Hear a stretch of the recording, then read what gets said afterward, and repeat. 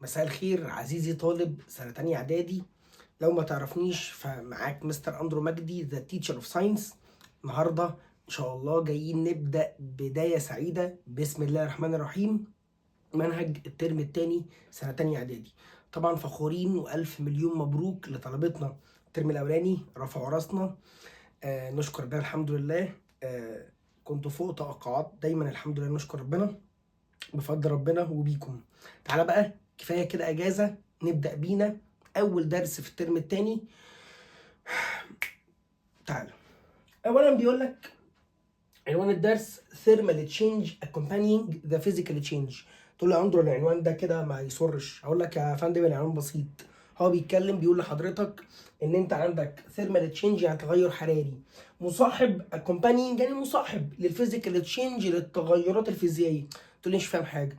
هقول لك حبيبي انت عندك تغير فيزيائي، حاجه بتتغير، وده بيحصل له او بيحصل قصاده تغير في الحراره، حاجه قصاد حاجه. هتش فاهم حاجه. اقول لك بص، الكلام ده انت عارفه، يعني مش هقول حاجه جديده.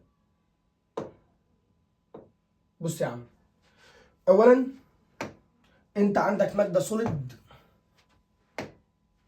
عندك ماده سوليد رايح راجع لليكويد، رايح راجع لجاز. حلو. تقول لي ده قديم، هقول لك مظبوط. انت بقى عشان تحول من سوليد لليكويد لجاز بتعمل ايه؟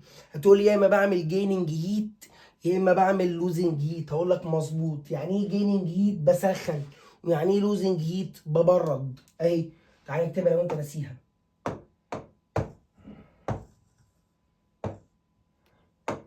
جين هيت ده معناه تسخين،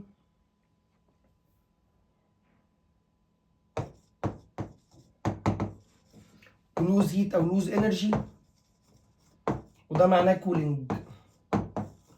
جميل جمال. طيب تعالى دلوقتي يا ابويا، عشان حضرتك تحول من سوليد ليكويد هتقول لي بعمل ميلتنج، تسييح. اقول لك جميل. طب الميلتنج ده بقى، الميلتنج ده بعمل فيه ايه؟ تقول لي بسخن. اقول لك برافو، يعني جين هيت. طيب من ليكويد لجاز تقول لي بعمل ايفابوريشن، ببخر. حلو حلو حلو. الايفابوريشن ده برضو ايه؟ تقول لي تسخين، جين هيت. اقول لك الله ينور. تعالى يا عم، طب انا عشان اجيب الجاز ارجعه لليكويد تقول لي عشان ارجع الجاز لليكويد بعمل عمليه كوندنسيشن. طب عشان ارجع الليكويد لسوليد بعمل عمليه فريزنج. وطبعا الفريزنج والكوندنسيشن الاثنين دول هتقول لي بيتموا بالايه؟ بالكولينج، بالتبريد. طيب تعالى نراجع كده مع بعض.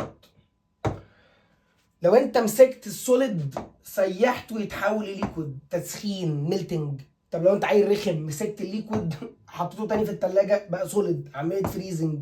والفريزنج طبعا لوز انرجي لانه كولينج. جميل.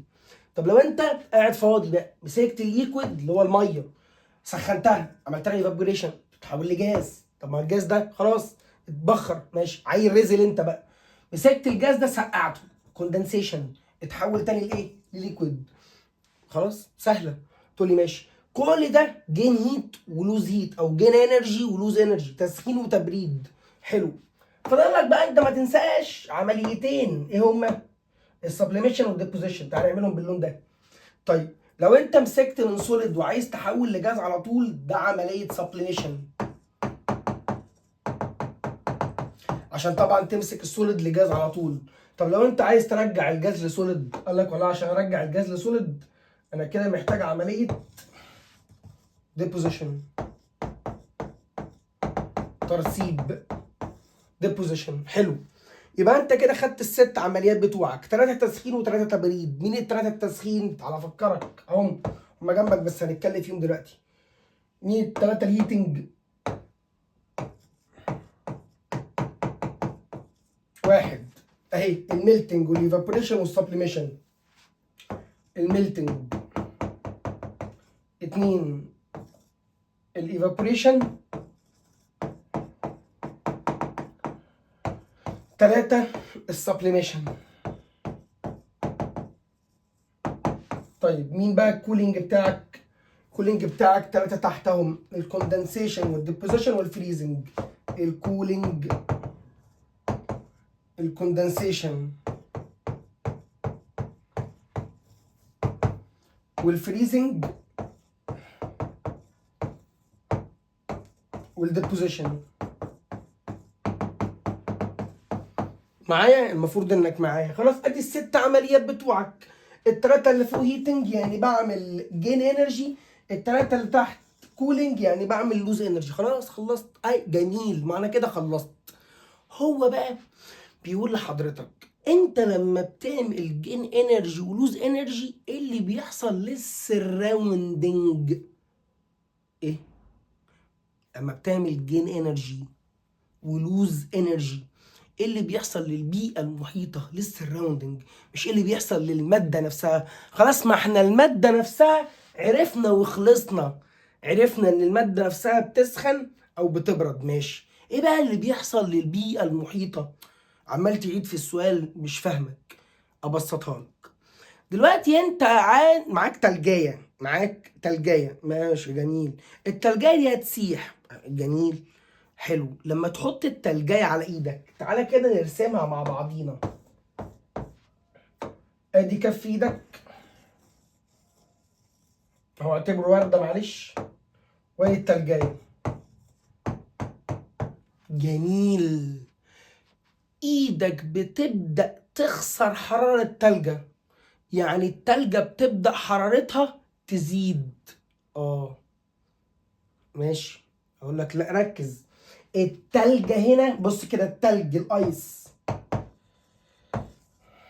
بيعمل ايه؟ جين هيت، جين الانرجي، بيكسب الحرارة منك، فايدك انت بتسقع والتلجاية بتسخن. ماشي، ما التلجاية سخنت. طب ما انا عارف، ما هو انا بقى بتكلم عن البيئة المحيطة. مين البيئة المحيطة هنا؟ ايدك.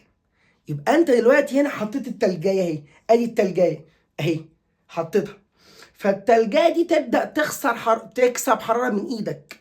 بتكسب حرارة ليه؟ مع الحرارة بتنتقل من العالي لمين؟ للواطي.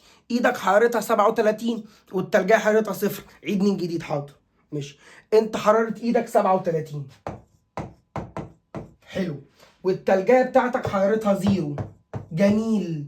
يبقى العالي يدي مين؟ العالي يدي الواطي. العالي ايدك تدي التلجايه، فالتلجايه تسيح. ماشي انا بتكلم عن مين دلوقتي؟ ما تتوهش مني، بتكلم عن ايدك مش التلجايه. ايدك هي البيئه الايه؟ المحيطه. انا بتكلم عن البيئه المحيطه، مش بتكلم عن الماده نفسها. هو ده اللي انا عايزه. ان دلوقتي حالا يظهر مصطلح اندوثيرميك واكسو ثيرميك رياكشن. تقول لي مش فاهم حاجه. هقول لك بس اخر مره نتكلم عن موضوع التلجايه ده، وبعد كده نرجع نشرح تاني من جديد. ماشي، قول يا اندو.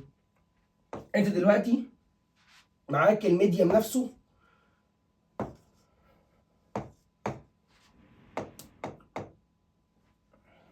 معاك السيستم نفسه، والسيستم ونفترض هنا مثلا يا عم الووتر او الايس، انا اسف، ومعاك السراوندنج لا مين الهاند ايدك. ركز بقى.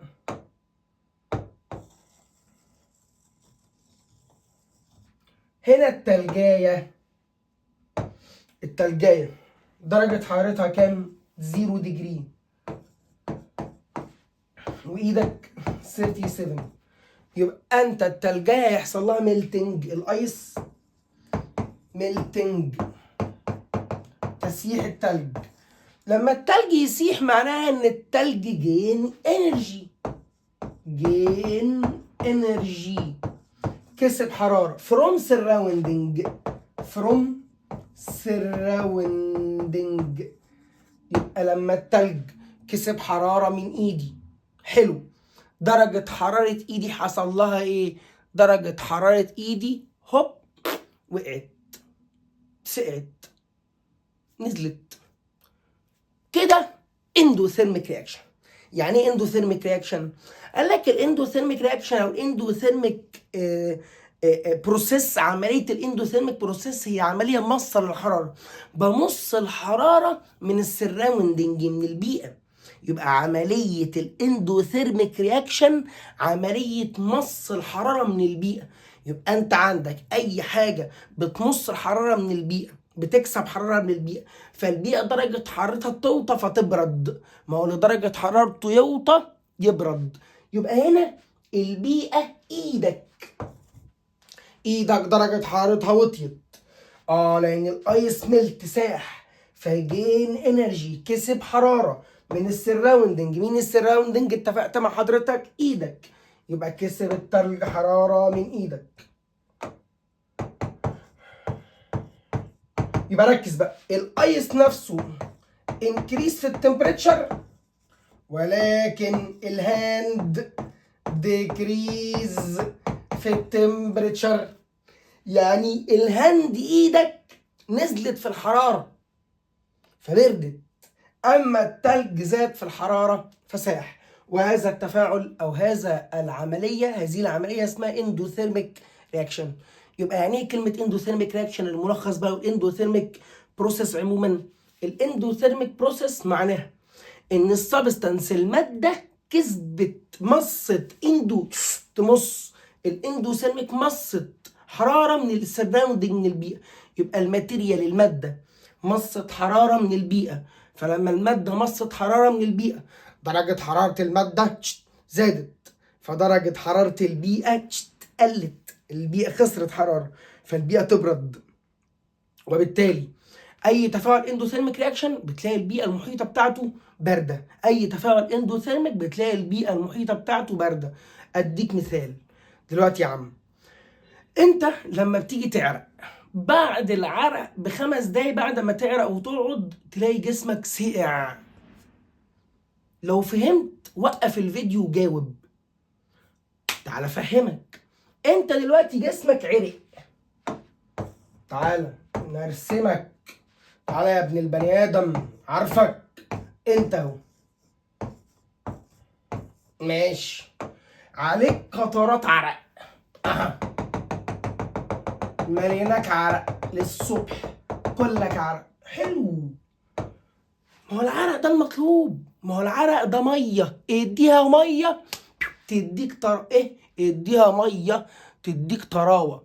جسمك لما يبقى عليه ميه يبدا الميه تمتص الحراره من جسمك، اندوثيرميك رياكشن. فلما تمتص الحراره من جسمك الميه حرارتها عماله تزيد فيبدا تتبخر. مش انت جسمك عليه ميه، جسمك عليه ميه، يبقى اول حاجه الميه تمتص حراره الجسم. water absorb the thermal energy from the body. فالميه تتبخر فجسمك حرارته توطى فتبرد تسقع، تلاقي جسمك سقع. فعشان كده بقول لك لما تعرق اوعى تتعرى، لانك لو اتعريت اللي يحصل تبدا الميه اللي على جسمك اللي هو العرق يمتص مين؟ الحراره. فلما يمتص الحراره من جسمك الميه تتبخر، درجه حراره جسمك يحصل لها ايه؟ توطى، اندوثيرميك رياكشن. يبقى مين هو الاندوثيرميك رياكشن؟ بسم الله، اندوثيرميك رياكشن. تعالى نكتبها بخط حلو عشان في ناس مش بتفهم المشبك. انت اصلا خطك وحش يا عمرو، معلش يا معلم. الاندوثيرميك رياكشن او الاندوثيرميك بروسيس. هتقول لي اولا يعني ايه اندوثيرميك؟ اندو يعني مص، وثيرميك حراره، يبقى اندوثيرميك مص للحراره، بيمص الحراره دي عنده. ماشي جميل. يبقى هنا يا فندم هتقول لي والله السبستانس الماده بتجين تكسب انرجي الحراره او الطاقه from surrounding.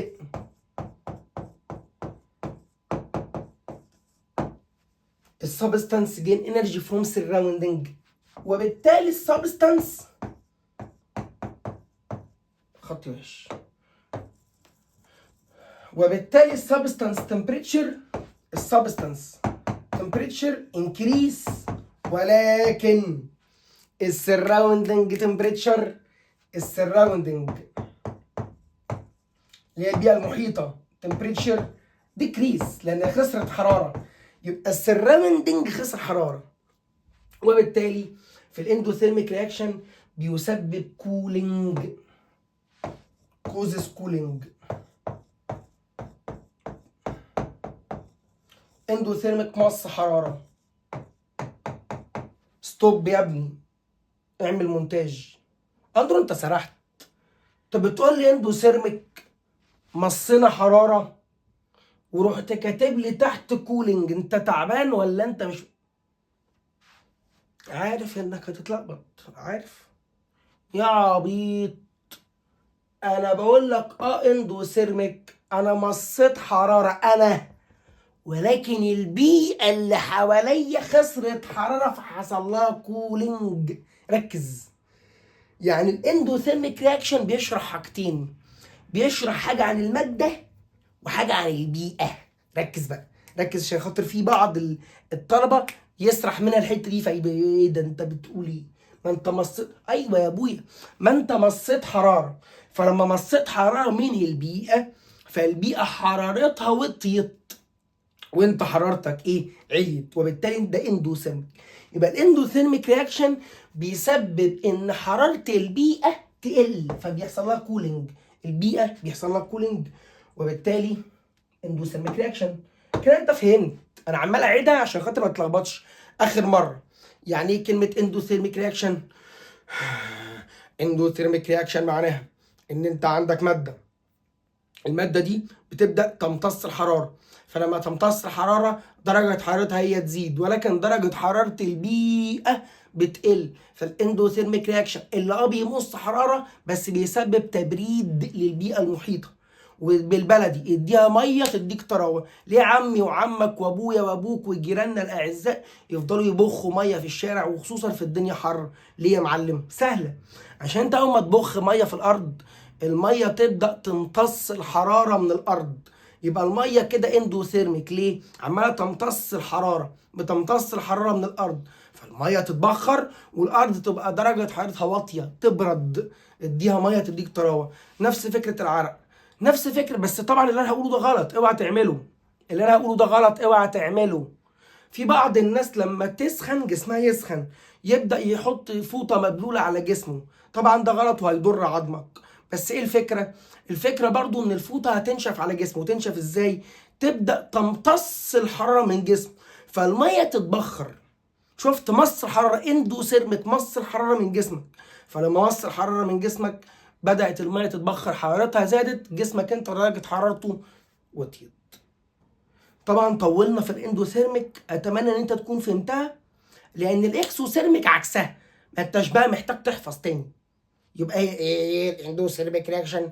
اندوثيرميك رياكشن معناها ان الماده بتبدا تابزورب ذا هيت انرجي او ذا انرجي او ذا ثيرمال انرجي، براحتك زي ما تسميها. تابزورب الثيرمال انرجي من البيئه المحيطه، وبالتالي لما تابزورب التمبريتشر من البيئه المحيطه درجه حراره البيئه المحيطه تبدا توطى، اللي هي السراوندنج ميديم توطى فيحصل لها كولينج.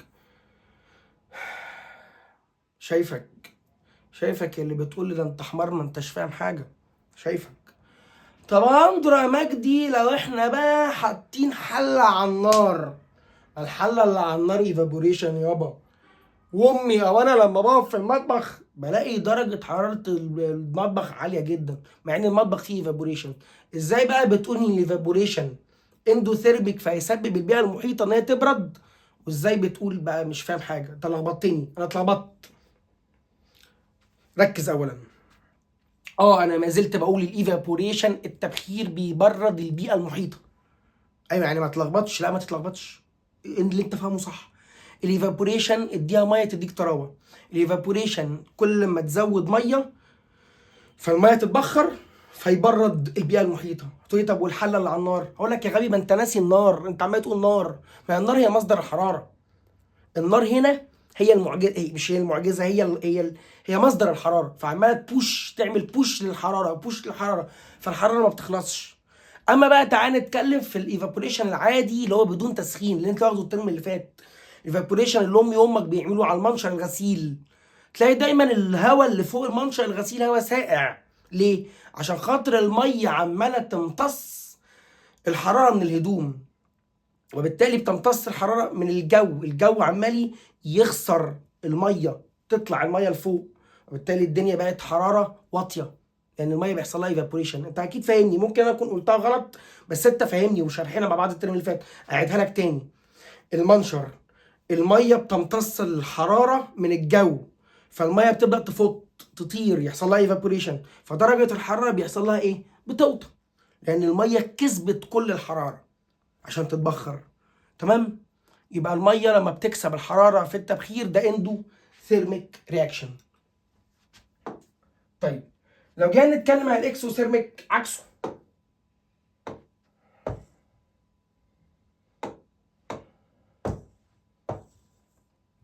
لو ده الاندوثيرميك يبقى الاكسوثيرميك السبستانس لوز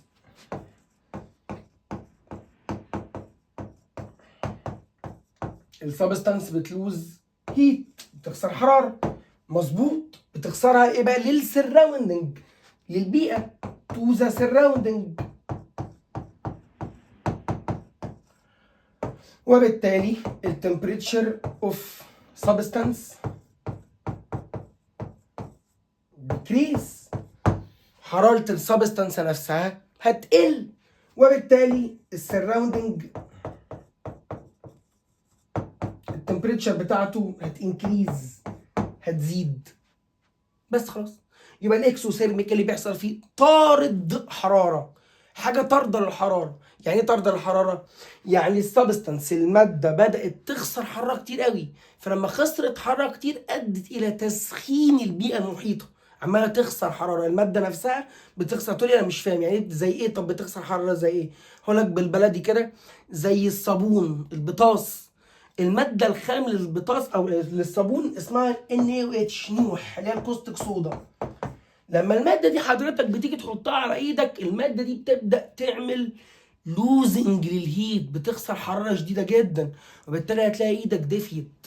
وطبعا ماما بتلاحظها اكتر وهي بتمرش الغسيل بايديها او بتمرش الفوطه.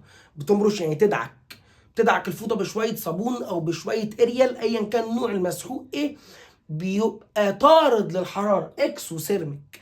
وبالتالي السراوندنج درجه حراره البيئه زادت، انكريسز، زادت.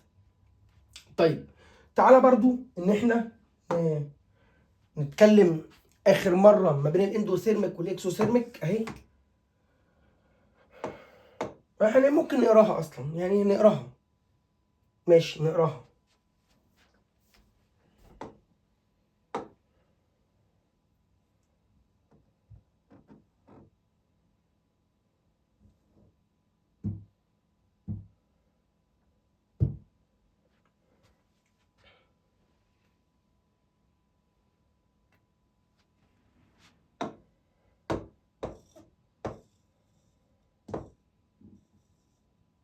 اهو يا معلم.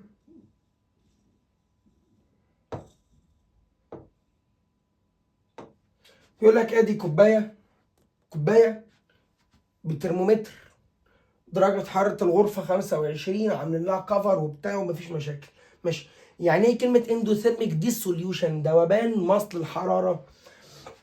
قال لك it is a physical change accompanied by absorbing امتصاص الثيرمال انرجي فروم سراوندنج. ماشي. لما تعمل لها ديسولفين ووتر. جميل. طب زي ايه؟ قال لك انا مش فاهم. يا عم تعالى. قال لك والله مثال مثلا when adding 8 جرام of ammonium nitrate NH4NO3 to 100 milli of water, its initial temperature T1 inside the two nested heated insulating polystyrene cups with gentle steering using a glass rod. قلت له انا مش فاهم اي حاجه، انت بتقول ايه؟ يا دي عبيط، هو جايب كوبايه فيها ترمومتر زي ما انت شايف،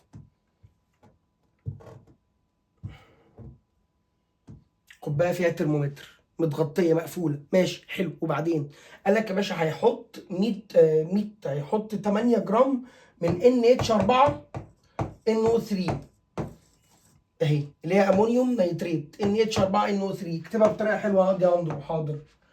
NH4 NO3.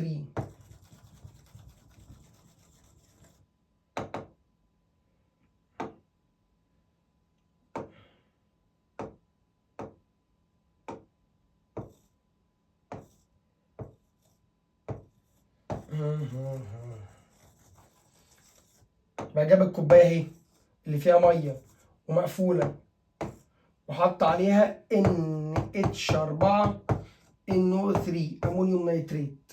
ماشي، قال لك درجه الحراره. تعال نكمل قرايه. قال لك خلي بالك ان هنا السيستم بتاعك هو السوليوشن. طب ما انا عارف السيستم بتاعك السوليوشن على بعضه اللي هو السوليوت والسولفنت. السوليوت اللي هي الماده الصلبه اللي انت هتحطها اللي هو الملح، اللي هو ده السوليوت. والسولفنت بتاعك هو الووتر الميه. ماشي. قال لك هنا ايه السراوندنج ميديم؟ السراوندنج ميديم هو الترمومتر والكب. ماشي. قال لك بعد 15 ثانيه حصل ديكريز في الفاينل تمبريتشر، انخفاض في درجه الايه؟ الحراره اللي هي T2. انخفاض في درجه حراره مين؟ السراوندنج ميديم، الميديم الخارجي للكوبايه اللي هو الترمومتر.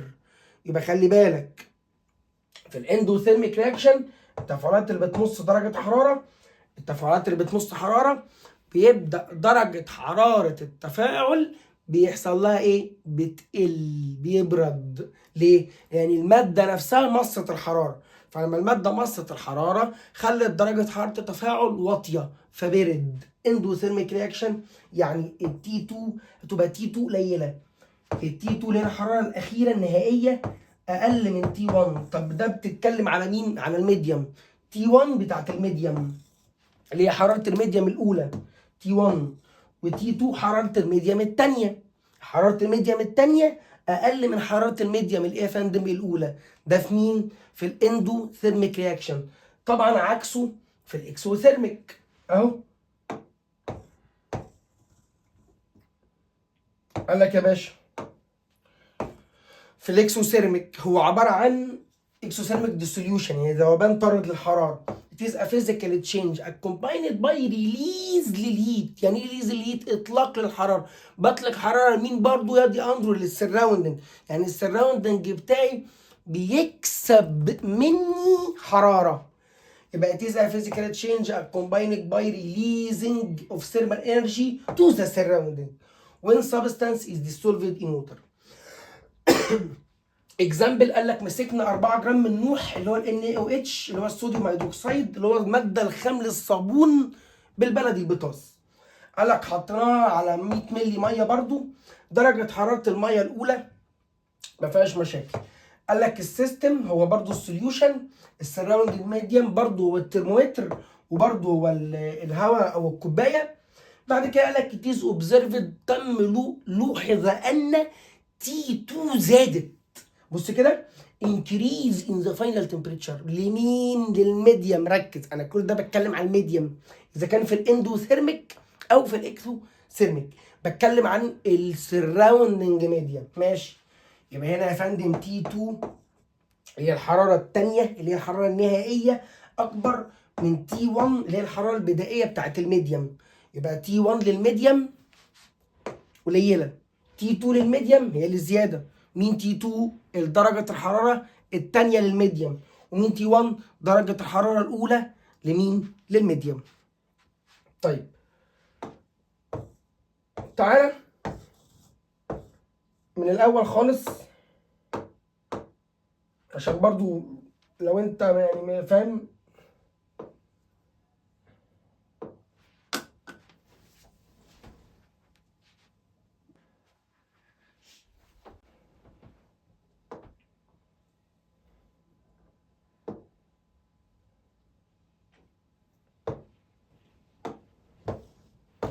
دلوقتي بسم الله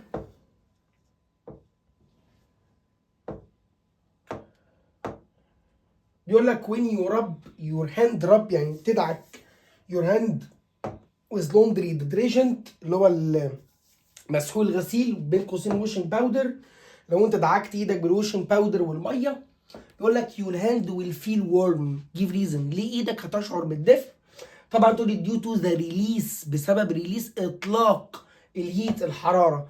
التفاعل اطلق حراره وبالتالي اسمها اكسوثيرميك رياكشن. يبقى تقول due to the release of heat during the dissolution ذوبان الواشنج باودر ان ووتر. وده طبعا اسمه اكسوثيرميك رياكشن زي ما اتفقنا.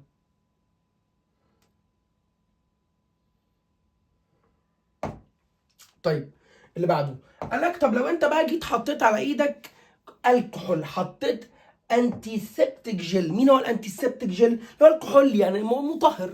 لو حطيت مطهر على ايدك، بعد ما بتدعك ايدك بالمطهر بتحس ان ايدك بقت ساقعه.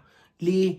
يعني المطهر مص الحراره منين؟ من ايدك. سهله خلاص، ما المطهر مص الحراره من ايدك، وبالتالي ايدك بردت. يبقى تقول لي يور هاند ويل فيل كولد. الانتيسبتيك جل هيخسر هيسحب الحراره من ايدي، وبالتالي ايدي هتبقى ساقعه.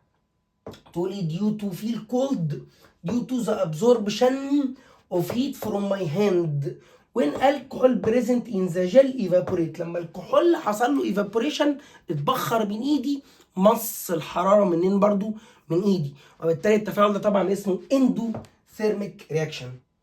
طيب اللي بعده بيقول لك both the processes of changing states of matter، اللي هم اللي قلناهم، الايفابوريشن والكوندنسيشن والفريزنج والميلتنج اللي هي الديبوزيشن والسبليميشن.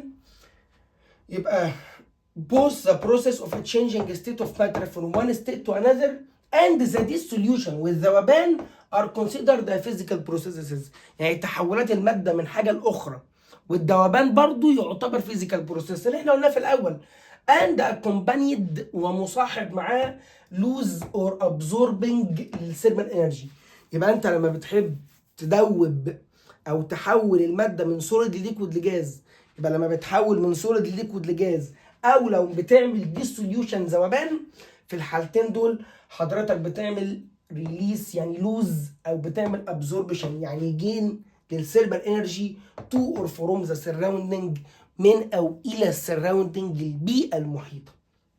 and they are reversible processes. اتفقت مع بعض الترم اللي فات معاك يعني ريفرسبل، قلنا ريفرسبل معناها رايح جاي، يعني تقدر توديه وتجيبه تاني. يعني اقدر اروح ميلتنج واقدر ارجع فريزنج، اقدر اعمل ديبوزيشن واعمل سبليميشن وهكذا. طيب قلنا الاندوثيرميك معناها ان انا بمص حراره، اكسوثيرميك معناها ان انا بطرد حراره. طيب الاندوثيرميك بيحصل مع مين؟ قال لك الاندوثيرميك بيحصل مع اللي بيمتص حراره، بيمتص حراره من البيئه. زي مين؟ قال لك زي الميلتنج والايفابوريشن والسبليميشن، جين هيت. اما اللوزنج للانرجي ده الاكسوثيرميك اللي هو الطارد، بيخسر حراره. ده زي مين؟ زي الديبوزيشن وزي الكوندنسيشن وزي الفريزنج. يبقى خلي بالك اللي بيسبب تسخين للمادة، تسخين للمادة ولكن تبريد للبيئة.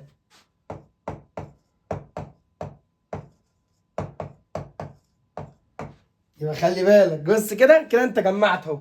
يبقى في الاندوثيرميك بسخن المادة بس ببرد البيئة. طب في الاكسوثيرميك قال لك في الاكسوثيرميك ببرد المادة وبسخن البيئة السراوندنج. يبقى كده دي زتونة مهمة برضو، الزتونة دي مهمة. الاندوثيرميك انا بسخن المادة ولكن انا ببرد البيئة. طب الاكسوثيرميك انا ببرد المادة بس بسخن البيئة. ماشي. بقى كده بيقول لك طب ايه علاقة ده بقى بالتلاجة؟ التلاجة لا بجد في التلاجة ريفريجريشن سايكل، دورة التبريد. تقول لي لحظة بس ايه علاقة ده بالكلام؟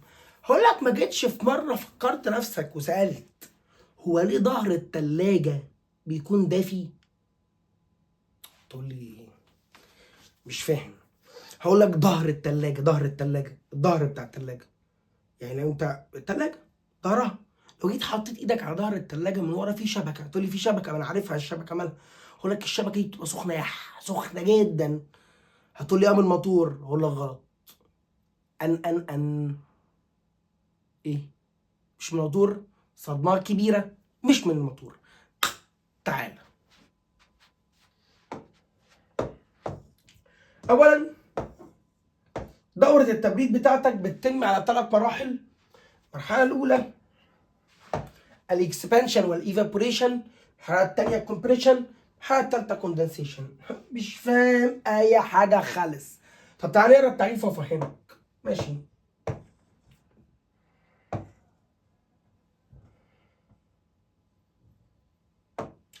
الريفريجريشن سايكل ان ريفريجريتور قال لك it is a closed and repeated thermal processes in which heat is withdrawn يعني تتشفط from inside the refrigerator and transferred to the surrounding medium using a refrigerant eco-friendly فريون. ما فهمتش اي حاجه عنده، مش فاهم حاجه يا ابني. هي عمليه حراريه مغلقه ومتكرره، يتم سحب الحراره من الطعام من داخل الثلاجه الى خارج الثلاجه عن طريق حلقه الوصل للفريون، واللي هيقام عليه الحفله النهارده. الحفله على الفريون، يلا بينا. الفريون ماله؟ قالك والله بص بقى، الفريون في التلاجة بيحصل له 3 عمليات ورا بعض مهمين جدا. أول عملية اسمها عملية الإيفابوريشن. بس قبل ما نشرح إيفابوريشن خليك فاكر الإيفابوريشن من العمليات الاندوثيرميك، والاندوثيرميك معناها اني بمص الحراره. فلما بمص الحراره درجه حرارتي انا تزيد ودرجه حراره الميديم تقل. انا لما بمص الحراره درجه حرارتي انا بتزيد ودرجه حراره الميديم بتقل. انا لما بمص حراره في الايفابوريشن درجه حرارتي انا بتزيد ودرجه حراره الميديم بتقل. بسم الله يلا بينا. اوكي، الفريون هنا بيخش جوه التلاجة، جوه المواسير. بيحصل له اول عمليه اسمها عمليه ايفابوريشن. بيبدا الفريون ابزورب، بيمتص the heat from surrounding. مين هنا بقى السراوندنج؟ الفود، الطعام، البيئة المحيطة هنا يا معلم هي الطعام. الفريون يبدأ يمتص الحرارة من الطعام، يمتص الحرارة من الطعام كونتينوسلي مستمر.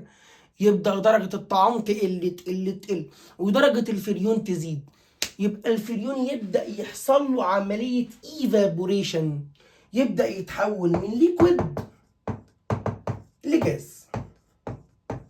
دي كده أول عملية فين؟ في الفريون أو في التبريد في التلاجة. طب العملية التانية، يبدأ الفريون ده يا معلم يسافر يروح على الموتور. رقم 2، الفريون طبعا هو دلوقتي جاز. ليه جاز؟ عشان هو حصل له ايفابوريشن.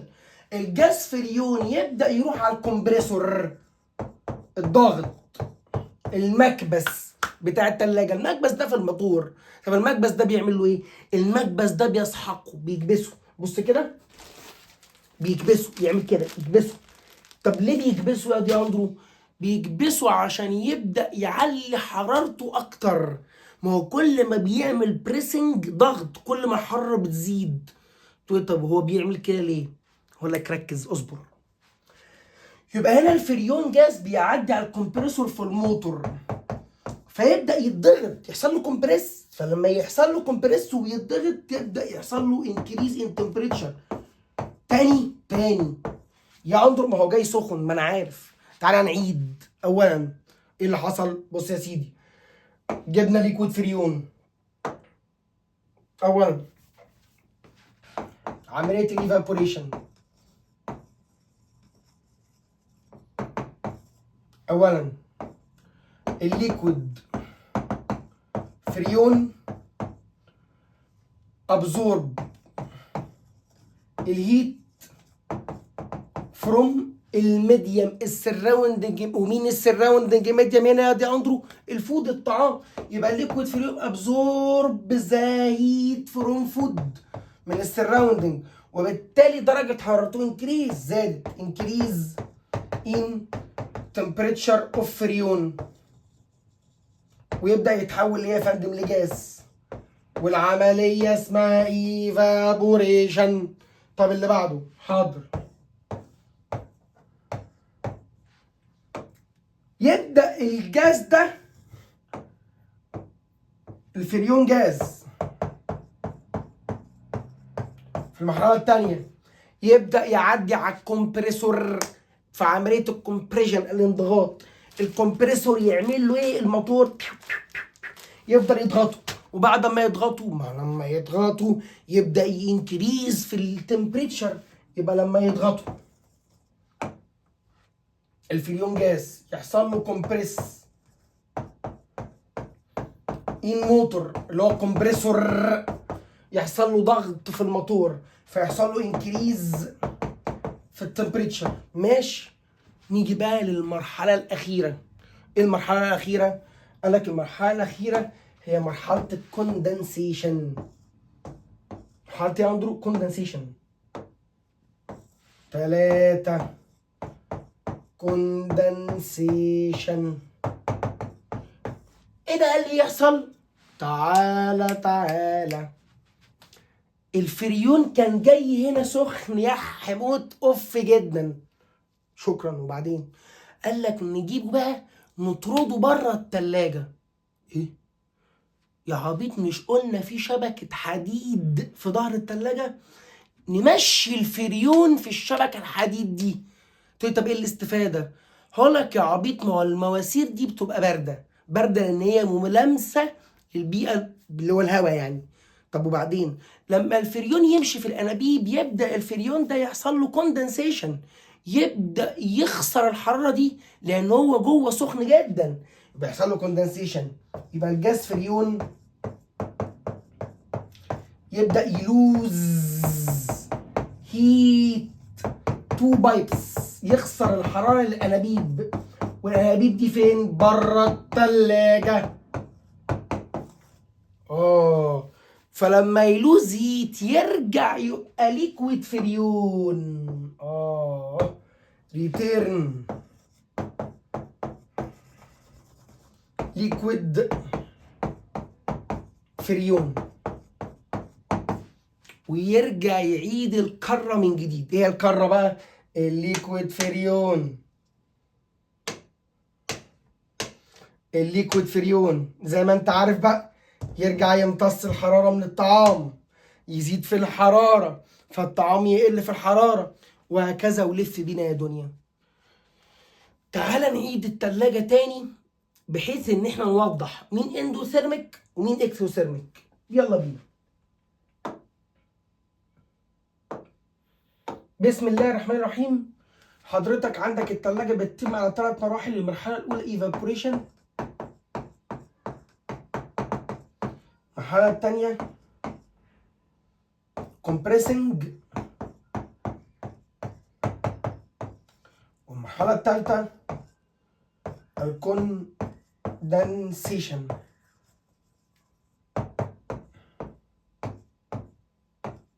ماشي يا اندرو، جميل. ركز بقى، مش عايزين جميل. الايفابوريشن ان الليكويد فريون ابزورب يمتص هيت فروم فود، وبالتالي الفود اللي هو السراوندنج حرارته ديكريس تقل. سو فود تمبريتشر ديكريس، قلت، حصل له كولينج، يبقى ده اندوثيرميك. ليه اندوثيرميك؟ عشان خاطر هو امتص الحراره من الطعام فبرد الطعام. ماشي. المرحله الثانيه مرحله الكومبريسنج، يبدا الليكويد فريون ده ايه ده؟ ما هو بقى جاز، ايه الغباء ده؟ سوري. يبدا الجاز فريون ده يتعرض للضغط زي ما قلت لك. الجاز فريون يحصل له كومبريسنج، ضغط. يبقى هنا الكومبريسنج الجاز فريون is compressed، وبالتالي انكريز في التمبريتشر، زاد في الحراره. ماشي. وبعدين يعني قال لك ما هو يا عبيط، ما هو ده كده ده كده لما زاد في الحراره يبدا يروح للعمليه الاخيره، يطرد بره الثلاجه، بره الثلاجه، يطرد بره الثلاجه في ظهرها في شبكه المواسير. يبدا الجاز فريون ان بايبس في الانابيب، يبدا يحصل له كولينج. يعني كولينج لوز هيت تو سراوندنج. يبدا الجاز فريون يحصل له كولينج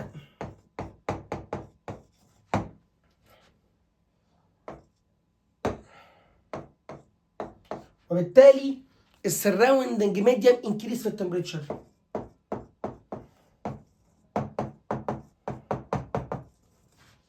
ايه السراوندنج هتزيد في الحراره.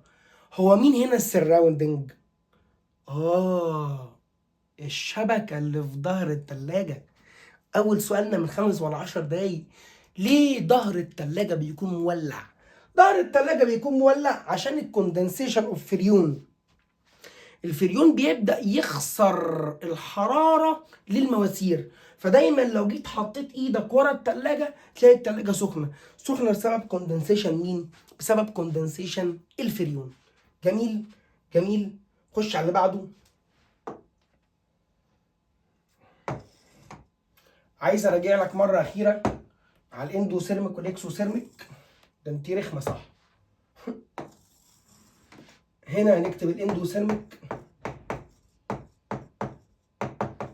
وهنا الاكسوثيرميك. ركز ان الاندوثيرميك انا بمص الحراره فدرجه حراره البيئه بتقل، يبقى انا بسخن والبيئه بتبرد. يبقى اهو انا اسخن البيئه تبرد، ومعنى ان البيئه بردت البيئه كانت سخنه بقت بارده، يبقى تي 2 اصغر من تي 1. تي 2 دي الحراره النهائيه، وتي 1 حراره البدايه او حراره بدائيه.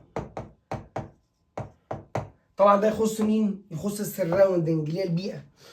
يبقى البيئه لما بردت تي 2 اقل من تي 1. طب في الاكسوثيرميك، الاكسوثيرميك انا ابرد. معنى ان انا ابرد يبقى البيئه تسخن. معنى ان البيئه سخنت يبقى تي 2 اكبر من تي 1 بتاعت مين؟ طبعا بتاعت البيئه. ادي الاندوثيرميك والاكسوثيرميك اختصارا نهائيا. نرجع لمرجوعنا.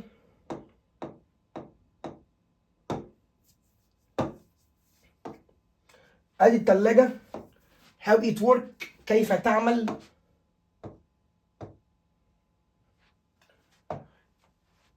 This cycle include endothermic process and exothermic process and الفريون passes through several stages. طب تعالى بقى نشوف الفريون بيعمل ايه. قال لك والله اولا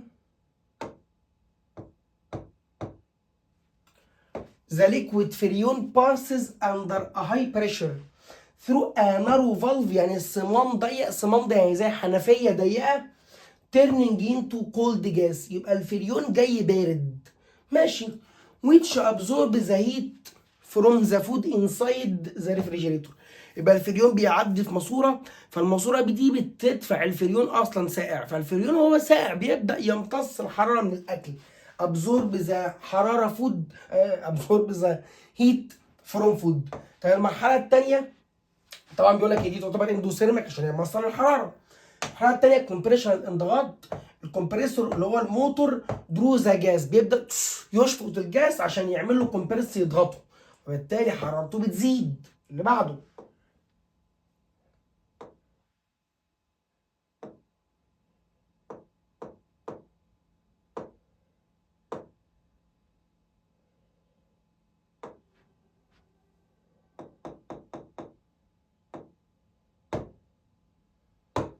ثم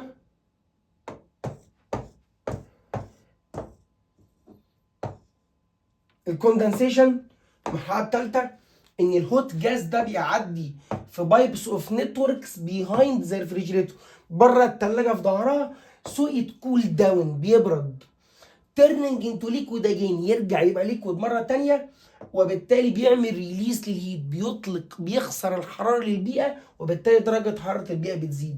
The refrigeration cycle is repeated continuously، تبدا تتكرر باستمرار. طبعا ما تنساش ان الكوندنسيشن اكسوثيرميك. طيب الامبورتنس بتاعت الثلاجه طبعا يعني كلام عبيط يعني. كولينج ذا فود بتبدا بتعمل تبريد الاكل، continuously transferring الهيت، دايما بتمتص الحراره من انسايد ريفريجيريتور من جوه الثلاجه، تمتصها لفين؟ لبره الثلاجه. يبقى فروم انسايد تو اوتسايد، يبقى دايما وظيفه الثلاجه ان هي تمتص الحراره من جوه ترميها بره عن طريق الفريون زي ما فهمت لحضرتك. بعد كده يقول لك the thermal changes accompanying the dissolution، يعني التغيرات الحراريه المصاحبه للذوبان. زي ما قلت لك ان في مواد حضرتك بتيجي تدوبها بتبدا تمتص حراره، ومواد لا، زي ما قلنا في الصابون. the dissolution of any substance، يعني لما تيجي تدوب اي ماده اللي هي السوليوت، اللي هي الماده الصلبه اللي هتدوبها في ماده سائله اللي هي السولفنت. السولفنت هي الماده السائله، والسوليوت هي الماده الصلبه. السولفنت هي الماده السائله، والسوليوت هي الماده الصلبه. تعالى اكتبها لك برضو عشان ما تسقطش مني. سوليوت زائد سولفنت اداك سوليوشن. ما تسقطش بقى، السوليوت هي الماده الصلبه هي السوليد، والسولفنت هي الماده السائله، يبقى السوليوت هو اللي هيدوب في السولفنت عشان يديك سوليوشن.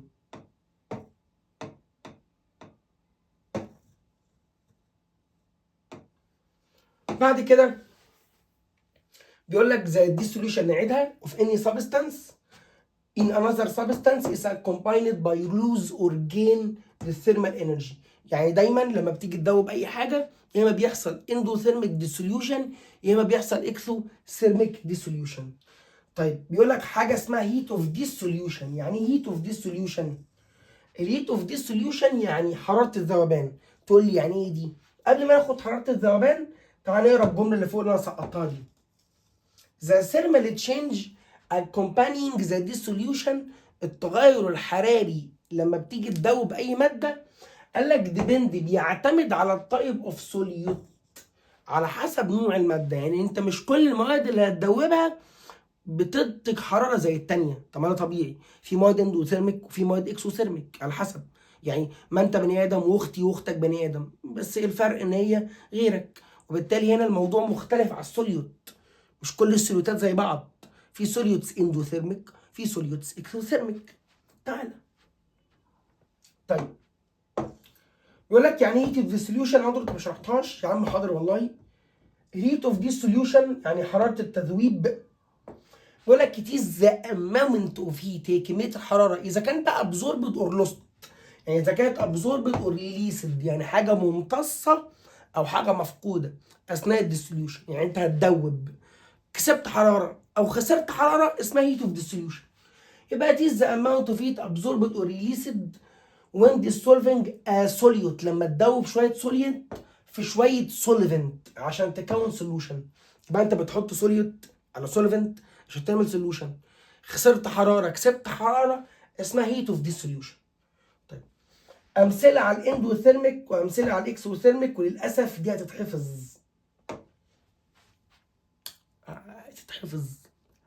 هتتحفظ. نوح انت حافظه من الترم اللي فات، وكلس 2 وناسو 3 وسوسو 4 وكوكل وليسل. انت هتحفظهم كده. ايه يا عمرو انت بتقول ايه يا عم؟ هنقراهم كيمياء ونقراهم استعباط. اول ماده اسمها صوديوم هيدروكسيد اللي هي الكوستيك صودا اللي هو البطاس نوح NaOH صوديوم هيدروكسيد. تاني ماده اسمها كالسيوم كلورايد CaCl2. تالت ماده اسمها صوديوم كربونات Na2CO3. رابع ماده اسمها انهيدرس كابر سلفيت، والانهيدرس كابر سلفيت سوسو 4، والانهيدرس كوبالت كلورايد، والانهيدرس لسه. هتقول لي يا اندرو مش فاهم انت بتقول ايه يا حبيبي. بص يا عمي، انت عندك تفاعلات اكسوثيرميك، وقلنا من شويه يعني ايه اكسوثيرميك؟ طارد حراره. يعني ايه طارد حراره؟ يعني انا هبرد وهخلي البيئه اللي حواليا تسخن، ده طارد الحراره. يبقى التفاعلات دي اول ما بتحطها بتخلي البيئه اللي حواليك تسخن، زي الصابون NaOH. يبقى انت اي ماده من السته دول، اي ماده من السته دول هتيجي تحطهم في الميه، اول ما تحطهم بعدها بخمس 10 ثواني 15 ثانيه هتلاقي التفاعل سخن. مش سخن لدرجه انه هيموتك، بس دفي، وكل تفاعل وحسب درجه حرارته. يبقى السته دول اندوثيرميك اكسوثيرميك. مين هم بقى السته الاكسوثيرميك؟ نوح، ماشي، وكاكا الاتنين، كاكا الاتنين انا هحفظك ايه، كاكا الاتنين وسوسو اربعه، ماشي، يبقى نوح، كاكا الاتنين، سوسو اربعه، وان اي 2 سي او 3، ناسو ثلاثه، ماشي. ايه غير ناسو ثلاثه؟ كوكل اتنين، كوكل مين كوكل؟ اللي هو الكوبالت سلفيت، كوبالت كلورايد والليثيوم كلورايد. اندرو طب تعالى نحفظهم مع بعض. بص يا عم بدون رغي كتير. اولا نوح، قول معايا نوح، نوح، ماشي. وبعد نوح كاكا الاتنين، مين كاكا الاتنين؟ كالسيوم كلورايد، كاكا الاتنين. طب بعد كاكا الاتنين Na2CO3، صوديوم كربونات. طب وبعدين قال لك سوسو أربعة. طب بعد سوسو أربعة كوك الاتنين، بعد كوك الاتنين لسل، مين لسل؟ الليثيوم كلورايد. تقول لي بس انت يا اندرو في 3 4 كلمات انت بتفوتهم كده، كلمة انهيدرس وانهيدرس وكلمة انهيدرس. بس كلمة انهيدرس معناها لا مائي، يعني مش محطوط عليه مية، ما شربش مية، بالبلدي مش محطوط عليه مية، يعني هي مادة مش عليها مية، هي كده انهيدرس، ما شربتش مية. طيب ماشي، ماشي بفهم عادي. اول ماده تاني صوديوم هيدروكسيد NaOH.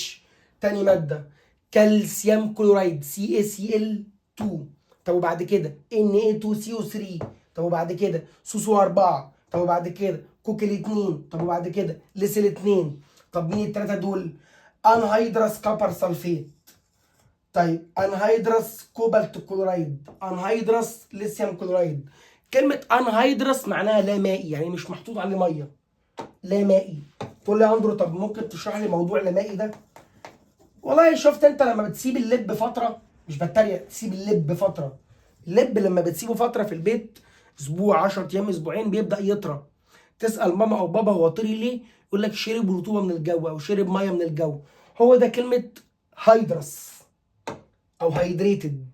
هيدريتد معناها شارب ميه. طب وان هيدرس معناها ما فيهوش ميه. يبقى كلمه هيدريتد او هيدرس معناها فيه ميه. طب وكلمه ان هيدرس ما فيهوش ميه. بس دي فهمتها لك اهو.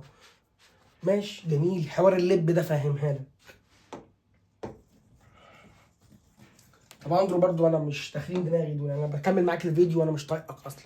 يا عم عادي بالحب انا اسف. بص نوح NaOH، ثم كاكا الاتنين. طب بعد كاكا الاتنين Na2CO3.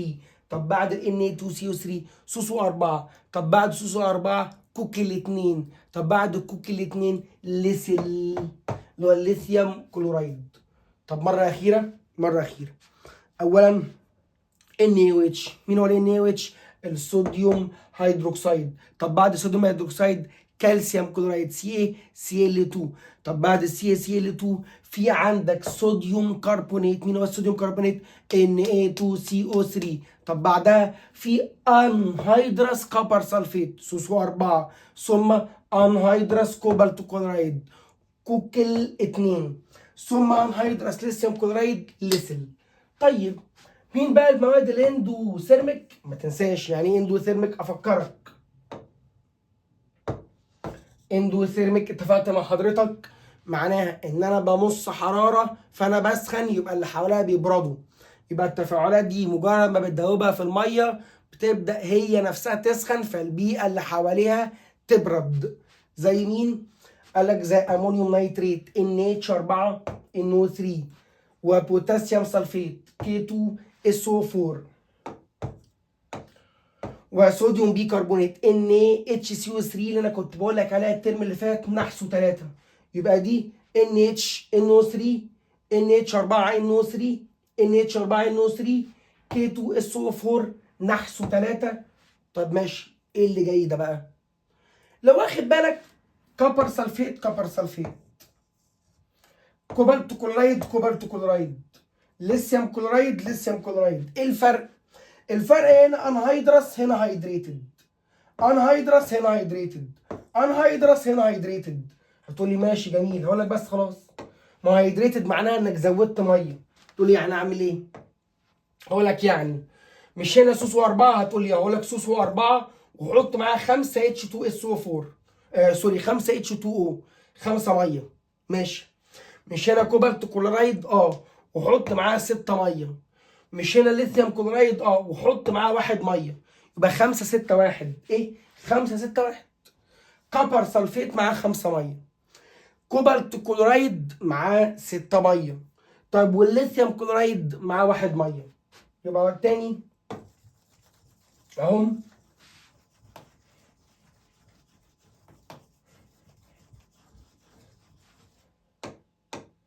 اديني بشرح لك واقول لك هتحفظ ازاي.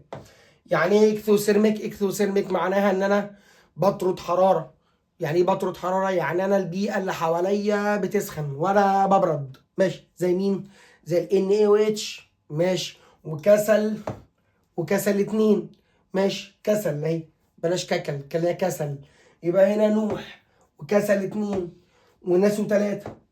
ماشي. وسوسو 4 وكوكل 2 ولسل. لسل ده انت عيل لسل يلا، سوري. ماشي. ثم الامونيوم نيتريت اندوثيرميك، والكيتو اس او 4، والصوديوم بيكربونات Na2HCO3 نحسه 3.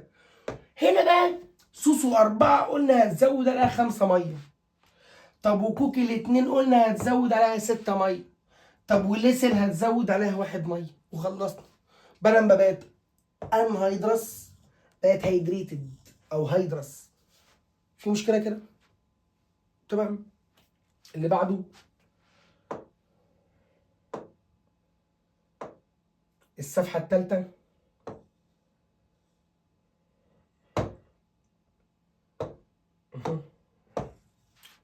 دي الرابعه.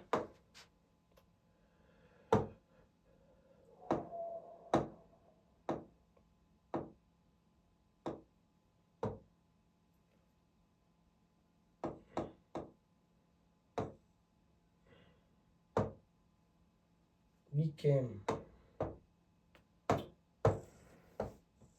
دي التالتة خلصت، يبقى احنا عايزين الرابعة. الصفحة الرابعة. كفاية بقى زهقنا. الصفحة الرائعة. هنا بيديك الكام نوت اللي انا شرحتهم لك، بيقول لك it is possible to increase the thermal insulation. يعني لو انت يقول لك يعني لو انت شايف ان الدنيا هتبقى سخنة في التفاعلات الاكسوثيرميك او الاندوثيرميك، حط بوليسترين اكتر، حط عوازل بوليسترين اكتر. يبقى تقول لي يا فندم it is possible to increase the thermal insulations، بزود العوازل الحرارية بان انا بزود عدد البوليسترين كابس، بزود عدد البوليستر اللي انا بستخدمه. وانت واخد بالترم اللي فات ان البوليسترين جود انسيوليتور ماتيريال. ماشي. طيب قال لك the molecules of some materials او some substances are bonded with a specific number of water molecules، وبالتالي سميناها hydrated. اهي يعني الموليكيولز بوندد مرتبطه بالووتر في الاكسوثيرميك بروسيس، وبالتالي سميناها هيدريتد. يبقى هيدريتد معناها ان هو زياده ميه. يبقى هيدريتد معناها ان هو كسب ميه. ترتبط جزيئات بعض المواد بجزيئات الميه في عمليه طرد الحراره، وهذه المواد مواد مائيه هيدريتد سبستانس عليها ميه. ماشي. يقول لك الووتر موليكيولز كان بي ريموفد. ماما لو لقت اللب طري، اللب لو طري تبدا ماما ست الكل ربنا يديها الصحه تعمل ايه يا معلم؟ تبدا تحط اللب ده على النار سيكه بسيطه، يبدا اللب يخسر الميه اللي كانت فيه.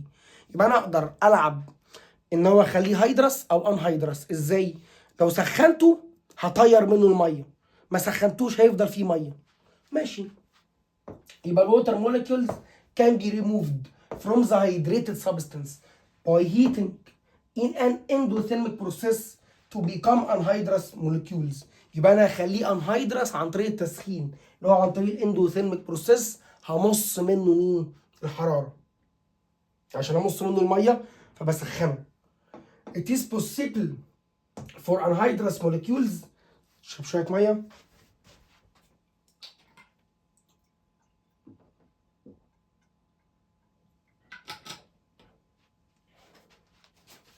عفوا.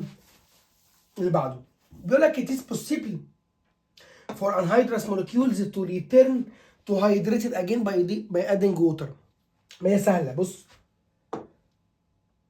اهي، مش ما تقولش بس انا بكروت، هي مش كروته، هي سهله اهو.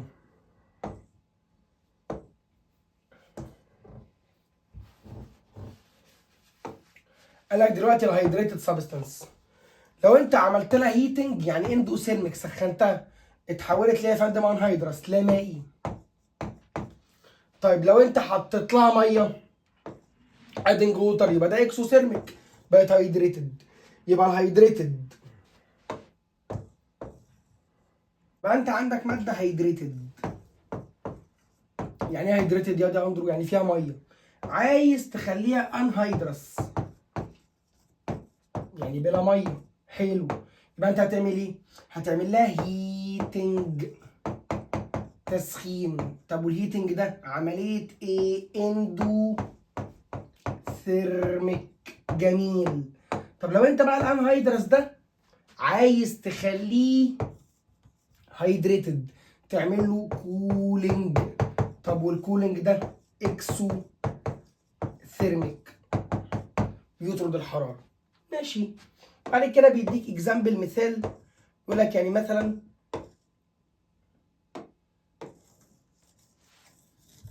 لو انت عايز عندك ماده اسمها هيدريتد كبر سلفيت، وطبعا ده سوسو 4 لونها بلو ازرق. طب سوسو 4 لونها بلو ازرق، لو انت عايزها انهيدرس لونها ابيض تبقى سوسو 4 البيضه، ساعتها هنسخنها هيتنج.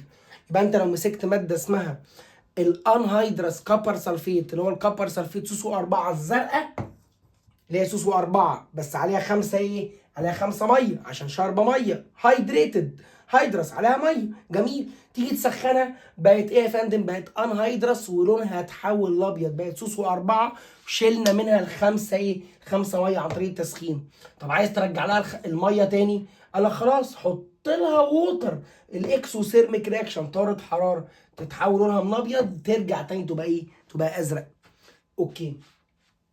قال لك اللي بعده لما يبقى معاك انهيدرس كوبالت كلورايد اللي هو كوكي 2 ومعاه 6 ميه، ده لونه بينك. كوكي 2 ده لما تيجي تسخنه اندوثيرميك لونه بيتحول لكوكي 2 فقط من غير الخمسه ميه، اتبخرت الميه، اندوثيرميك رياكشن.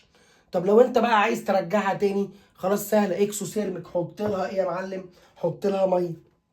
خلصت. يبقى ما تنساش، ما تنساش ايه؟ الهيتنج اندو ثيرميك، والكولينج اكسو ثيرميك. طيب الهيتنج التسخين يعني ايه اندو ثيرميك؟ يعني بيكسب حراره فبيبدا هو حرارته نفسها تزيد ويبدا يخلي حراره البيئه تقل. طب يعني ايه كولينج اكسو ثيرميك؟ يعني بيطرد حراره هو يبرد والبيئه نفسها تسخن. ماشي. اللي بعده يقول لك طب لو انت عايز تحط اسيد على ميه، تحط الاسيد على الميه ولا الميه على الاسيد؟ تقول له يا اندرو هو انت جاي تهزر؟ انا مش فاهم انت بتقول ايه. لا انا بسال سؤال بجد. لو انت معاك اسيد حمض قوي جدا، الحمض القوي ده قاتل، يعني مثلا لو نفترض معاك H2SO4 سلفيوريك اسيد، او معاك HCl قوي جدا مركز جدا كونسنتريتد، عايز تخففه بميه، تاخد جردل الاسيد او ازازه الاسيد تحط عليها ميه، ولا تاخد شويه اسيد صغيرين تحط عليهم ميه؟ ايه ده هتفرق؟ اه تفرق. تعال اقول لك الفرق. بص يا سيدي، دلوقتي معايا فيديو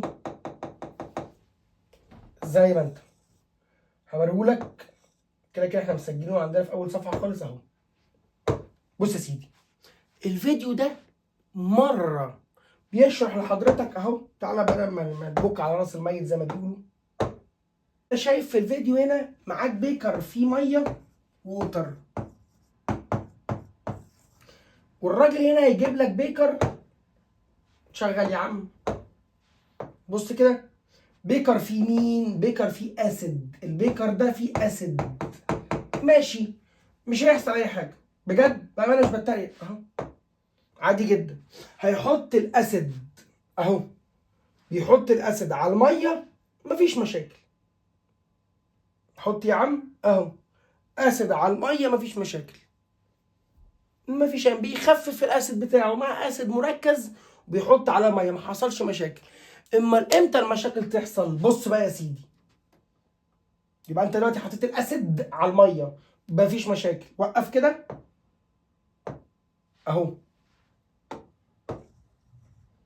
حطيت اسيد على الميه، لا يوجد مشاكل. جميل. طب كمل يا عم ده اندرو ونشوف مشاكلك.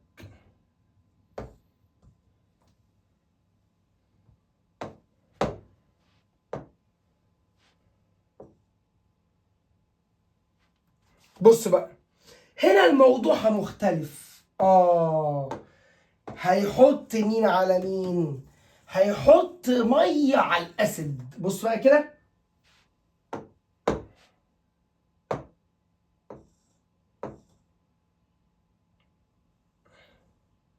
اها، اوف، اها، اوف. ده اسيد، سوري، ده ووتر، واللي في الانبوبه ده اسيد. جميل. هنا هنحط الميه على الاسيد. شوف بقى ايه اللي هيحصل. تقول لي ايه اللي هيحصل؟ يعني اقول لك بص، اتفرج. بيحط الميه على الاسيد، بص، تابع تابع. حصل غليان وطرطشه، لو انت هتاخد بالك، بس مش عارف هتبان في الفيديو ولا لا. في طرطشه وخطوره شديده جدا، ممكن تسبب حروق لو انت واقف جنبها. ابص الطرطشه، شفتها؟ تقول ايه ده يا اندرو؟ ده الموضوع طلع بجد. بص بص بص بص، ده الموضوع طلع بجد. دي تفرق؟ تفرق. تعالى اوريك او افهمك ايه اللي حصل. شكرا. بص يا عم،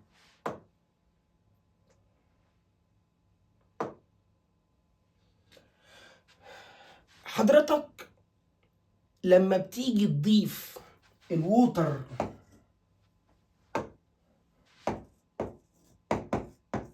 على الاسيد، ده بيولد كمية طاقة مهولة. بيولد كمية طاقة مهولة. يعني ايه الكلام ده؟ ادي انبوبة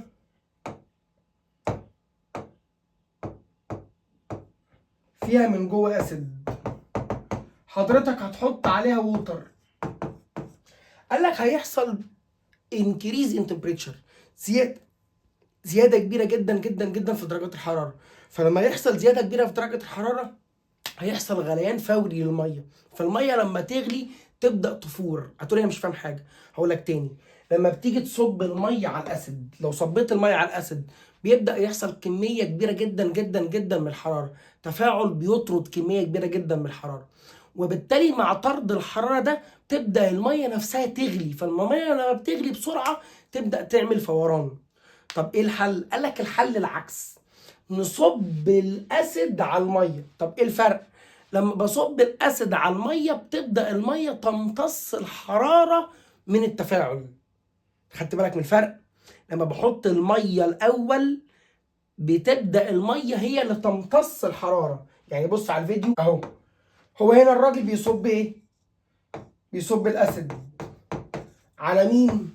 على الووتر، وبالتالي الووتر ابزورب، بتمتص، هي الميه بتمتص الحراره، يبقى الووتر امتصت الحراره اللي طالعه، وبالتالي مفيش مشاكل. لما بصب الاسيد على مين؟ على الميه، طب امتى يحصل مشاكل؟ لما يحصل العكس. ايه هو العكس؟ بص يا سيدي، عادي الاسيد في الانبوبه هيبدا يحط على الاسيد ايه؟ ميه. نسرع شويه،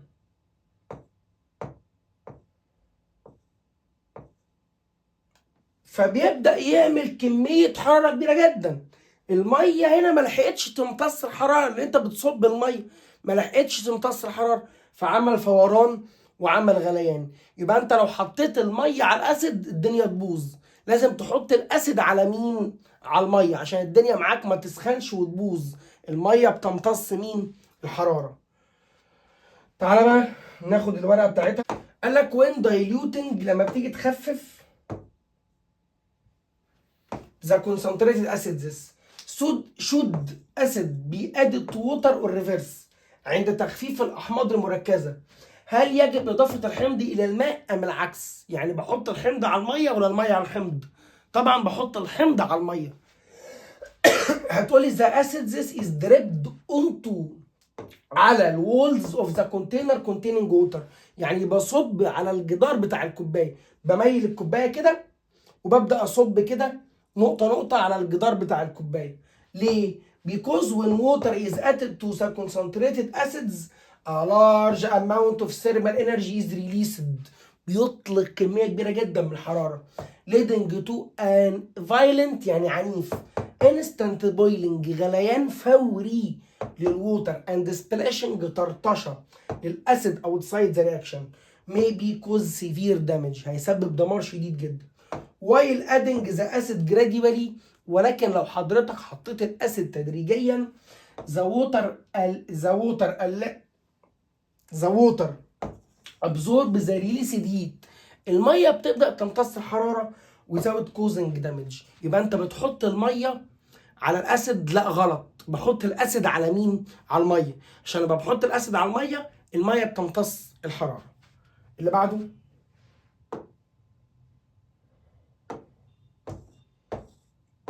تجربه ملهاش يعني لازمه قوي بس لطيفه يعني مش صعبه. بيقول لك the relation between the thermal change accompanying the dissolution process and the mass of solute. ايه العلاقه بين الماس اوف solute والحراره؟ طبعا كل ما بزود الماس بتاع الماده كل ما الحراره تزيد. بالبلدي لو انت دوبت جرامين 3 صابون هل زي ما هتدوب كيلو صابون؟ لا طبعا. كل ما بزود كميه الماده اللي هدوبها كل ما كميه الحراره بتزيد. فهو انا بيقول لك the amount of thermal change when dissolution ذوبان الليثيوم كلورايد اللي هو ال LiCl في 30 مللي ميه. قال لك والله the mass of dissolved substance مره هندوب جرام، مره هندوب 2 جرام، مره 3 جرام، مره 4 جرام. طبعا الانيشال تمبريتشر اللي هي T1 الحراره الابتدائيه، افتر 30 سكند يعني بعد 30 ثانيه T2 اللي هي الحراره النهائيه. طيب الحراره الاولانيه طبعا كانت 21 كانت 21 كانت 21 كانت 21 عادي جدا اللي هي درجه حراره الغرفه. قال لك لما ضفت 1 جرام الحراره بقت 25. دلتا تي، دلتا معناها مثلث اللي هو اختلاف درجه الحراره، دلتا معناها ديفرنس، دلتا معناها ماينس، دلتا تي معناها تي 2 ماينس تي 1 الحراره الثانيه ماينس الحراره الاولى. دلتا معناها مثلث. تقول لي اندرو المثلث ده احنا واخدينه الترم اللي فات معناه هيتنج. هقول لك المثلث في الفيزياء معناه هيتنج، المثلث في الماث معناه الديفرنس الماينس ما بينهم. يبقى دلتا تي معناها اختلاف درجه الحراره معناها تي 2 ماينس تي 1. يبقى هنا الحراره اختلفت 4 درجات. طيب لما زودت 2 جرام الحراره اختلفت 9 درجات. لما زودت 3 جرام الحراره اختلفت 13 درجه. لما زودت 4 جرام الحراره اختلفت 18 درجه. وده معناه ان كل ما بزود الماس كل ما اختلاف درجه حراره دلتا تي بيحصل له ايه يا فندم؟ بيزيد. طيب دلوقتي اهو the amount of temperature كميه الحراره والماس اوف سوليوت. زي ما انت شايف العلاقه دايركت، العلاقه مباشره. ليه؟ كل ما بزود الماس اوف سوليوت كل ما الاماونت اوف تمبريتشر بيحصل لها ايه يا فندم؟ بتزيد. طيب رقم 1 بيقول لك the graph amount of change in temperature. الجراف ده ما بين الاماونت اوف change in temperature and the mass of dissolved salt اهو الماس. ماشي. طبعا الاندبندنت فاريبل هنا الاندبندنت هو الماس اوف انهيدرس ليثيوم كلورايد، الماده الاندبندنت اللي احنا بنختبرها مره تزيد ومره تقل. ثم الماده الديبندنت اللي انا عايز اقيسها هي يا فندم دلتا تي، هي دي دلتا تي اللي هي الحراره الفرق ما بينهم. والكنترول فاريبل هي القيمه الثابته، هي الفوليوم اوف ووتر، الحاجه يا فندم اللي هي ما بتتغيرش، كميه الميه ثابته في التجربه كلها. اللي بعده طبعا بيقول لك الاختصار the amount of thermal energy released or absorbed، كميه الحراره اللي انت خسرتها او كسبتها دايما directly proportional للماس اوف سولت. لو زودت الماس فبزود الحراره، لو قللت الماس فبرضه بقلل الحراره. as the mass of anhydrous lithium chloride increases the amount of raising in temperature برضه increases. give reason the dissolution of anhydrous lithium chloride is exothermic. ليه الديسوليوشن بتاع الانهيدرس ليثيوم كلورايد يعتبر اكسوثيرميك؟ تقول لي طبعا اكسوثيرميك لان انا بلوز هيت للسراوندنج، وبالتالي السراوندنج بيكسب حراره فحرارته بتزيد، انا ببرد واللي حواليا حرارته بتزيد. تقول لي because it accompanied by يعني مصطحب بريز in the temperature of the system، حراره البيئه المحيطه بتزيد. طيب بقى كده بيقول لك نوت ملحوظه، لما تيجي تعمل دبلنج للماس اوف ذا ديسولفد سبستانس ولكن انت سايب الفوليوم اوف ذا سولفنت كونستانت، وبالتالي تشينج ان تمبريتشر از ا كونستانت فاليو برضه. هتقول لي يعني ايه؟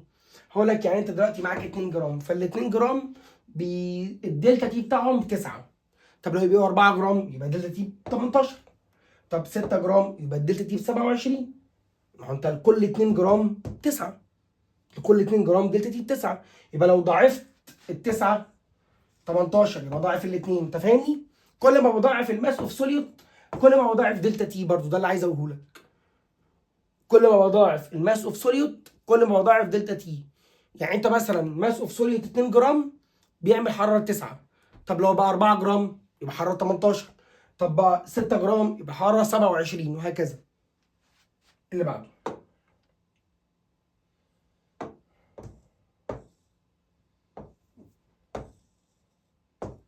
بيقول لك سؤال the opposite table show amount of a change in temperature resulting from the dissolution of different masses of potassium sulfate اللي هو K2SO4. ماشي، قال لك لما دوبت 5 جرام 10 جرام 15 جرام، ال 5 جرام نيجاتيف 0.9 ديجري سيلسيوس، ال 10 جرام نيجاتيف 1.7 ديجري سيلسيوس، 15 جرام نيجاتيف 2.3 ديجري سيلسيوس. طبعا النيجاتيف معناه ان انا ببرد، خلي بالك نيجاتيف معناه ان انا بعمل ايه؟ عمال ابرد، بينزل بالنيجاتيف يبقى بيعمل كولينج، تبريد. ماشي،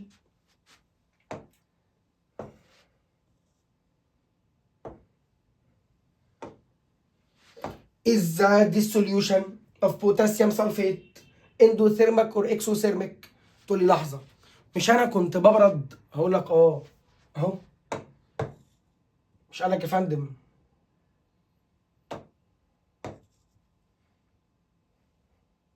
ببرد؟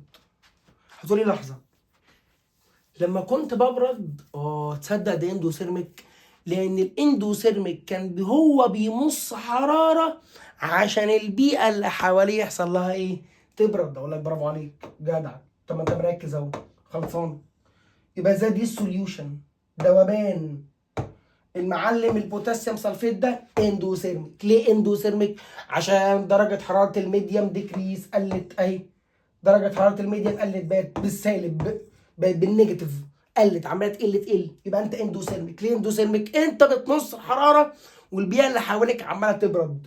يبقى تقول لي because it is accompanied by decrease in temperature، الحراره بالنيجاتيف يا معلم، الدنيا برد، الدنيا ساقعه، يبقى انت اندوثيرميك.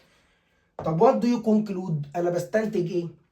هتقول لي بستنتج ان كل ما الماس بيزيد كانت 5 بقت 10 بقت 15، كل ما الديفرنس في التمبريتشر برضو بيحصل له يا فندم؟ بيزيد اهو. as the mass of dissolved potassium sulfate increases، كل ما الماس بيزيد the reduce in temperature، نقصان الحراره بيحصل له ايه؟ بيزيد. نقصان الحراره بيزيد. كان اول نيجاتيف 9 نقصت بالزياده، نقصت قوي بقت نيجاتيف 7، نقصت اكتر بقت نيجاتيف 2.3. اللي بعده اخر حته في الدرس حوار الكمادات يا معلم. ايه الكمادات؟ طبعا اللي فاهمني قوي الرياضيين، اخواتنا السيدات واخواتنا الشباب، الناس الرياضيين. اذا كنت بتلعب اي رياضه لا قدر الله حضرتك اتعرضت لشد عضلي، او لا قدر الله حضرتك اتعرضت لكدمه، الشد العضلي هنا العضله مقفوشه عامله كده، فلما العضله عامله كده فحضرتك محتاج تسخنها. تقول لي وبعدين؟ هقول لك يبقى انت محتاج تفاعلات اكسوثيرميك. قلت له انا مش فاهم حاجه. اقول لك تعالى بص افهمك الاول فكره الانستانت كولد اند هوت كومبريسز، اللي هي يا فندم القربه. بلغتنا احنا بتبقى قربه سخنه وقربه ساقعه. طب القربه الكيميائيه دي بتشتغل ازاي؟ قال لك اتس كومبوزيشن، تكوينها. these compresses are used only once. هذه الضمادات او الضغطات بتستخدمها مره واحده. طيب it consists of a flexible bag، شنطه مطويه جواها chemical substance، ماده كيميائيه وجواها شويه ميه. ماشي. قال لك when it rupture يعني بتنفجر by pressing، بتضغط عليها تفرقع. قال لك وبالتالي السوليود بيختلط وبيحصل اندوثيرميك او اكسوثيرميك ديسوليوشن. تقول لي مش فاهم حاجه. ايه ده يعني؟ هقول لك بص،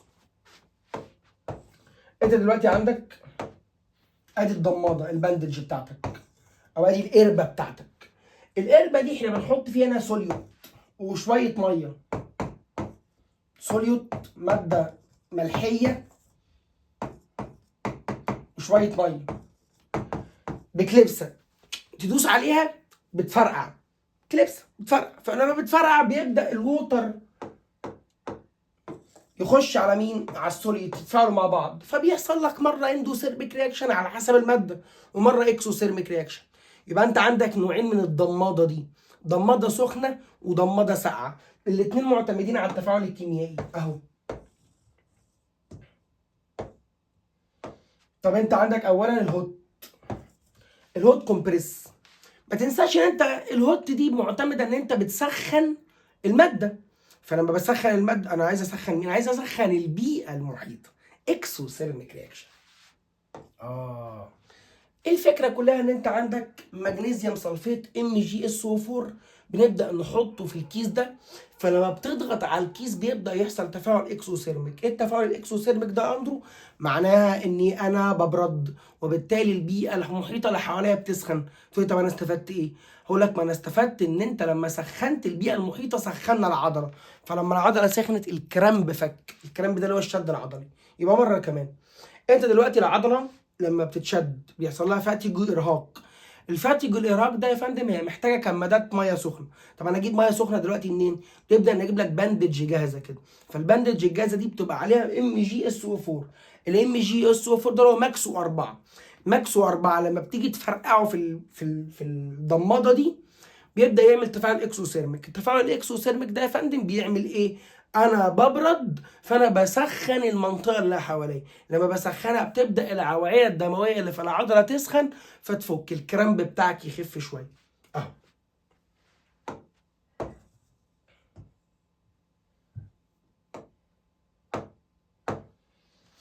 الانستانت هوت compressors are used to relieve the pain associated with muscle fatigue and strain. ليه يا فندم بنستخدم الضمادات السخنه دي اثناء الارهاق العضلي؟ هتقولي because they work on widening، توسيع the blood vessels and increase the blood flow to the stressed area، للمنطقه المضغوطه، causing relaxing of the contracting muscles and relieving pain. العضله منكمشه، فانت لما بتسخنها بالضماده بتبدا ان هي تفتح من جديد بالاكسوثيرميك رياكشن اللي هو ماكسو 4. طيب دلوقتي نيجي بقى للانستانت كولد، للبرده. البرده ازاي شغاله؟ قال لك شغاله بامونيوم نيتريت NH4NO3. ماشي. ازاي شغاله؟ قال لك اندوثيرميك ديسوليوشن. طب يعني ايه اندوثيرميك ديسوليوشن؟ قال لك يا اندرو instant cold compressors are used to reduce the swelling الانتفاخ او التورم. ليه بقى؟ قال لك دلوقتي الاندوثيرميك معناها ان انا بسخن فالبيئه المحيطه اللي حواليا تبرد، انا عايز اعمل كمادات ايه؟ بارده. عايز اخلي العضله الوارمه لما بتاخد بوكس بعد الشر او كدمه، يقول لك اعمل لك كمادات ميه ساقعه. ليه كمادات ميه ساقعه؟ كمادات الميه الساقعه تبدا تقفل الاوعيه الدمويه، ما الاوعيه الدمويه وارمه كبرت من الضربه، فانا عايز اعمل ايه؟ افشها. افشها بلغه امي امك، افشها انا اصغرها. بتقولي بيكوز يورج اون ناروينج، تفشفش تضيق البلاد فيزلز، وبالتالي ريديوز ذا بلاد فلو، تقلل مرور الدم في المنطقه دي، وبالتالي تقلل السويلنج التورم. يبقى لو انت عندك كرامب فانت محتاج هوت ضماده، هوت كومبريسز، ماشي. ولو انت عندك تورم انت محتاج كولد كومبريسز، ماشي. طب الهوت كومبريسز شغاله ازاي؟ بماكسو 4، والكولد كومبريسز شغاله بامونيوم نايتريت. في مشكله في الكلام ده؟ ان شاء الله مفيش مشاكل. طبعا زي ما انت شايف الدرس خلص، انا مش عايزك تكون متوتر، انا عارف ان انا بتكلم بسرعه بس عشان انت بتزهق بس مش اكتر. اتمنى تكون فهمت كل نقطه. النقطه اللي ما فهمتهاش رقم الواتساب اهو، اكتب لي حتى كومنت اي حاجه، انا معاك تحت امرك. انتظر مني ان شاء الله وعد امام الله بالالتزام، نشتغل مع بعض طول الترم ان شاء الله. اعمل لي لايك بقى، سبسكرايب، كومنت، بحيث انت تتابع القناه. انا ما بفهمش، انت في الكلام ده بتفهم اكتر مني. وارجوك ذاكر ورقه وقلم وحل الواجب معايا، ونشتغل مع بعضينا كده كومنتات ورسايل، وان شاء الله بيني وبينك ربنا. دمتم في سلام الله. كان معكم اندرو مجدي، تيتشر اوف ساينس. ساينس will be easy with me يا عزيزي. باي باي.